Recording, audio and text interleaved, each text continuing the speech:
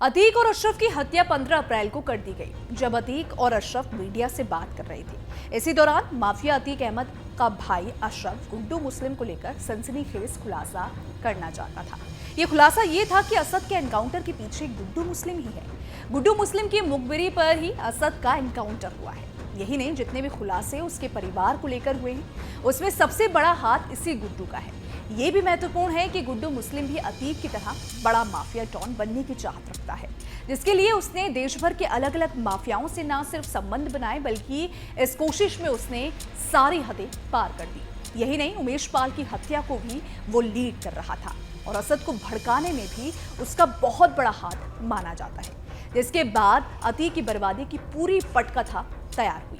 गुड्डू मुस्लिम की फितरत को जानने वाले तो यही दावा करते हैं कि उमेश पाल को मारने की अतीक के पास कोई वजह नहीं बची थी। असद को भड़काने और इस पूरे हत्याकांड का मास्टरमाइंड अगर कोई रहा तो वो गुड्डू मुस्लिम था, जिसने उमेश पाल की हत्या को लीड किया और ताबड़तोड़ बम फेंककर दहशत फैला दी और मौत का खुला खेल खेला। सूत्र तो यहां तक दावा करते हैं कि अतीक और उसके भाई अशरफ की जेल में रहते उनका सारा कारोबार गुड्डू मुस्लिम के हाथ में था और इस दौरान उसने कोयला सप्लाई के साथ साथ कई सारे धंधों में गुपचुप तौर पर पैसे भी लगाए थे। इस दौरान वो कई ऐसे माफियाओं के संपर्क में भी रहा जिसके संबंध अतीक और अशरफ से अच्छे नहीं रहे। गुड्डू मुस्लिम उर्फ गुड्डू बम्बास का सुल्तानपुर जनपद से गहरा नाता है। वहां के कुरैश समुदाय के लोगों के बीच उसकी गहरी पैठ और पकड़ रही है। यही कारण है कि सुल्तानपुर से अतीक अहमद की टिकट घोषित होने के बाद ही गुड्डू मुस्लिम सुल्तानपुर पहुंच गया था। यही नहीं, अतीक के जाने के बाद भी गुड्डू मुस्लिम सुल्तानपुर में कई दिनों तक रुका रहा।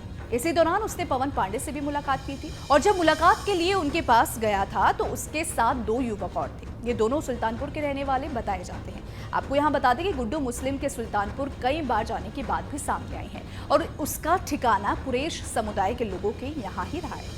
सुल्तानपुर जनपद में कुरैश समुदाय के लोग ज्यादा संख्या में जहां बसे हैं, उसकी लोकेशन जो है कुछ इस तरह है कि वहां से सीधा गोसाईगंज थाना क्षेत्र होते हुए हाईवे तक पहुंचा जा सकता है।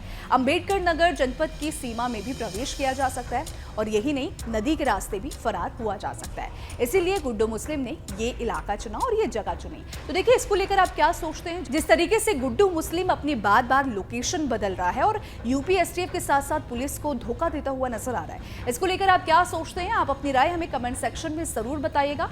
वीडियो पसंद आए तो वीडियो को लाइक शेयर करना बिल्कुल भी मत भूलिएगा। धन्यवाद।